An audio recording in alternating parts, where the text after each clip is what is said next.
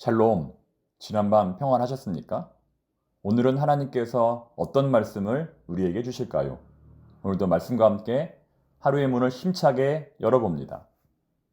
그일라에 사는 이스라엘 사람들이 블레셋 사람들에게 침략을 당하여 큰 피해를 겪게 되었습니다. 많은 사람들이 죽고 많은 재산을 약탈당했습니다. 그런데 그들은 이스라엘의 왕인 사울에게 구원 요청을 하지 않고 다윗에게 도움을 요청합니다. 이것은 사울이 이미 백성들에게 보호자로서의 신망을 잃었다는 것을 보여줍니다. 오로지 다윗을 죽이는 일에만 관심이 있었으니 당연한 결과이기도 합니다. 즉 사울은 이스라엘의 명목상 왕이었을 뿐 더 이상 왕으로서의 역할을 하지 못했다는 것입니다. 반면에 다윗은 비록 사울을 피해 쫓겨다니는 신세에 있었지만 오히려 백성들이 실제적으로 의지하는 왕과 같은 존재임을 보여줍니다. 하지만 이러한 부탁을 받은 다윗은 마음이 어땠을까요? 편치 않았을 것입니다. 지금 내 코가 석자인데 누가 누구를 도울 수 있나? 지금 내가 다른 사람을 도울 때인가? 내가 만약 도와주면 나와 함께하는 사람들에게 피해가 될 수 있는데 그러면서까지 도와주어야 하는가? 이런 고민이 들었을 것입니다. 이때 다윗이 취한 방법은 하나님께 묻는 것이었습니다. 하나님은 이 질문에 대해서 다윗에게 뭐라고 말씀하셨을까요? 하나님은 다윗에게 가서 도와주라고 말씀하십니다. 자, 그런데 문제는 함께 일하는 동료들입니다. 다윗과 함께 했던 600명의 사람들, 그들은 이것을 찬성했을까요? 아니면 반대했을까요? 그들은 반대했습니다. 블레셋과 싸우다 보면 자신들의 위치가 드러날 것이고 그러다 보면 사울에게 공격을 받을 수 있기 때문에 그일라를 돕는 것은 상당히 위험한 일이라고 그들은 판단합니다. 또 그일라가 언제 배반할지 모르기 때문에 어느 면으로 보아도 이 일은 너무나 위험하다는 것입니다. 참 합리적인 판단입니다. 그래서 다윗은 한 번 더 하나님께 묻습니다. 자기 자신과 동료들을 위해서 한 번 더 확인합니다. 그러자 이번에도 하나님은 다윗에게 분명히 말씀하십니다. 가서 도와주라. 가서 그들을 구원하라. 내가 반드시 승리하게 하리라. 참 어렵습니다. 정말 어렵습니다. 이처럼 하나님의 음성을 분별하는 것은 참 어려운 일입니다. 현실적으로 볼 때 큰 피해가 예상이 되는데 그것을 끝까지 밀고 나간다는 것은 참 어려운 일입니다. 더군다나 가족들과 주변 사람들이 반대한다면 정말 쉽지 않습니다. 여기서 우리가 알 수 있는 것은 사람들이 반대한다 할지라도 그것이 하나님의 뜻일 수 있다는 것입니다. 하나님의 뜻이라 해도 모두가 찬성하지는 않는다는 것이죠. 거창고등학교 10계명 중에 이런 구절이 있습니다. 주위 사람과 배우자가 반대한다면 틀림없다. 그곳으로 가라. 주변 사람과 가족이 반대한다면 틀림없이 힘든 곳이며 사람들이 가지 않는 곳일 가능성이 높다. 아무도 가지 않는 그곳에 갈 수 있는 사람이 모든 사람을 살릴 수 있는 사람이다. 모든 사람을 살리는 중요한 일일수록 사람들이 기피한다. 자기만 살겠다고 할 때 모두가 죽는다는 것을 알아야 한다. 모두를 살리기 위해 예수님이 십자가를 지셨다.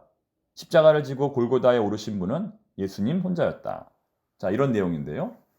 이 말처럼 때로는 사람들의 반대가 있을지라도 그것이 진정 하나님의 뜻이라면 분명한 확신을 가지고 끝까지 밀고 나가야 하는 것입니다.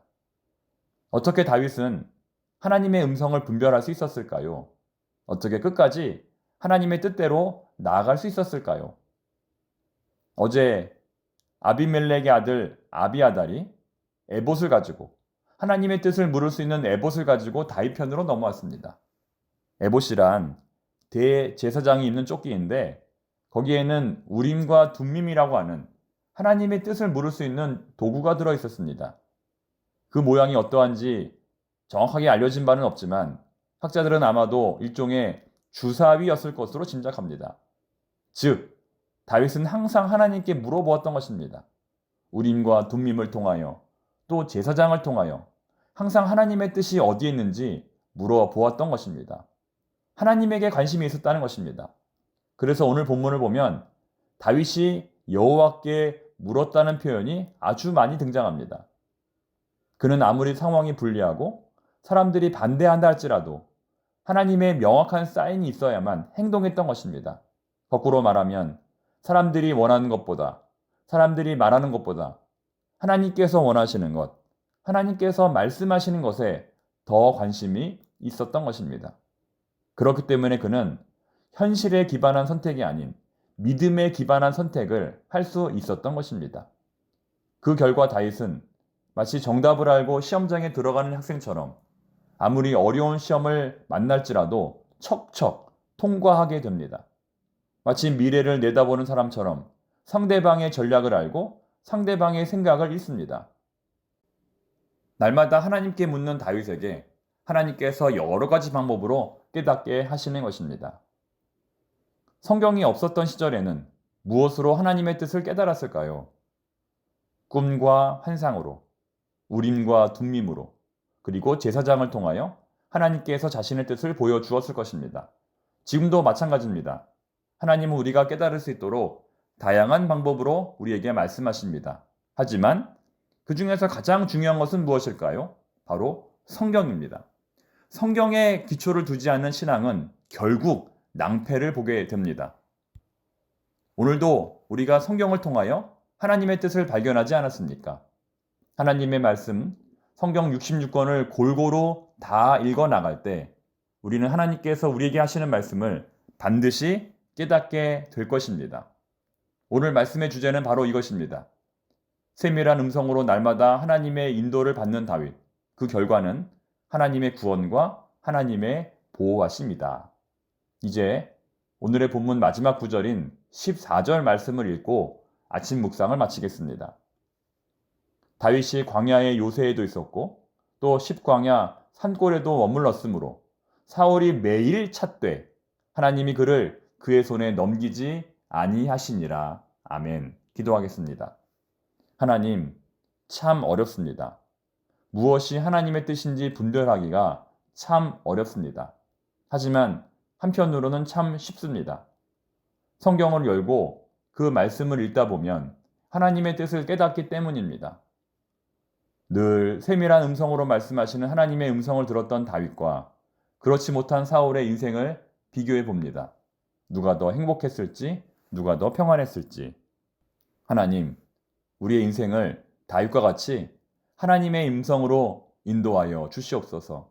오늘도 주 안에서 참된 행복과 평안을 누리게 하여 주시옵소서. 예수님의 이름으로 기도드립니다. 아멘.